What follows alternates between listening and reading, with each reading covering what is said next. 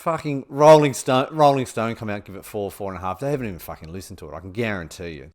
Today we're looking at Deadbeat, which is the fifth album by Tame Impala, and we're practically next door neighbours here at Indie Minus. So we need to be very careful about what we say. But when it comes to the musical genius, Al, I'm very interested. Kevin Parker gets that label, and when they get that opportunity to do whatever they want, you always get some interesting results. And I know that you're a fan of the first two albums, Lonerism, InnerSpeaker. What's your hot take on this one? Good morning, mate. Look, it's been a while since we've heard from Tame Impala. Kevin Parker's been pretty busy dipping his fingers in all the other different pies, but I've got to say right from the outset, mate, this is not really my cup of tea. And I don't want to be one of those reviewers who hark everything back to InnerSpeaker, which I think is just the perfect album. But I don't know, mate. We're talking about bush doof culture here, apparently. I mean, is he having a laugh? What is this, mate? There's a couple of good songs off this, but for me, it's a 56-minute boring album. Now, I don't know if you've got something nicer to say, mate, but that's where I kind of stand. I mean, this is what troubles me with Tame Impala. They've certainly moved away from InnerSpeaker. So we're not expecting InnerSpeaker 2, and we're expecting something a little bit more like Currents. But what troubles me is, I guess, is this any good, or is it in our cup of tea? Well, maybe not, but that doesn't necessarily mean it's bad. But I wasn't expecting that. But I guess if you probably put it down to what you get on this album, is that there are elements certainly of Currents. Probably falls into two categories for me. It's almost like John Lennon having a stab at a Thriller remix. What do you reckon about that? That's a good call, mate. John Lennon Thriller remix. Yeah, righto. Well, I mean, this is the thing. Afterthought, Dracula, not my word. I actually find that's probably the better tracks off the album. But then you talk about these doof ballads, right? Like doof is meant to be up and about, but they're just plotters. Oh.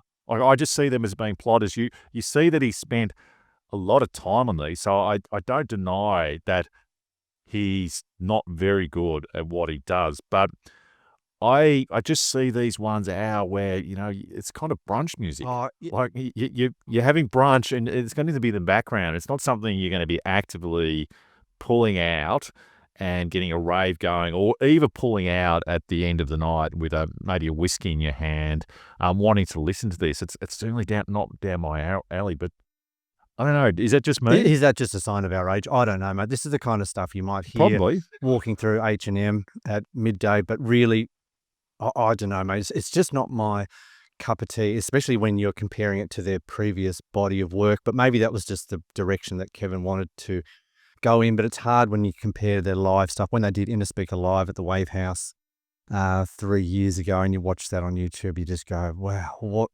what's going on here? But I mean, at the same time, there's a few good songs, right? I mean, I think Dracula is a real highlight for me, mate. Is there anything that you can kind of get out of this album that might make your playlist this year? Look, probably not. I think Not My World. Yeah.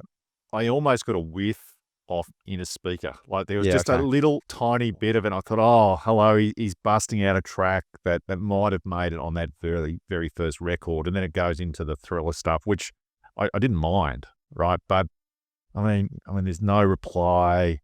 There's See You on. It might as well be See You on Monday. Might as well be called See You Next Tuesday, mate. It's just not really where we're wanting it to be. But I don't know. In terms of a reference point, I mean, I see that I get a bit frustrated with critics in particular. There's a lot of critics who love this stuff, and it's just something that they tend to jump on guys like this, and they keep calling it rock and psychedelia. Now, I think that if this is where we've gotten to describing rock, I think we're a really bad place, like, to be quite honest. He used to be rock.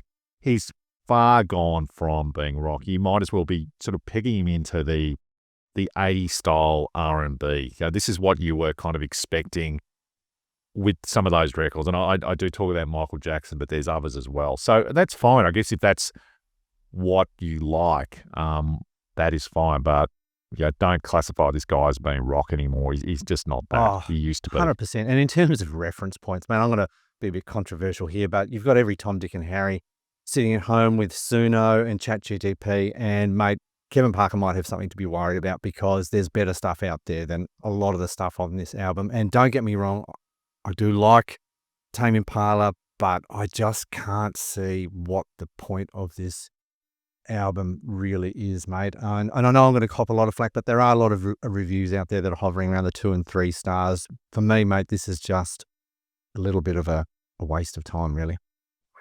I'm going to give this 2 stars. For me, it's probably the worst bits of Currents as opposed to the best bits of InnerSpeaker. So those combinations are not really what I'm looking for. What about yourself? Yeah, I'm going to give it 1.5, mate. For me, the only reason why it's getting any airplay is the fact that it's got Kevin Parker's name on it. If it was anybody else, it wouldn't make the light of day. So what do you think in the comments? Do you think we're being a bit too harsh? We're probably a little bit old school in that we love the first 2 albums. I used to listen to InnerSpeaker on repeat for quite a bit of time. So when you hear something like this, it is a little bit underwhelming, but let us know your comments. Let us know your thoughts.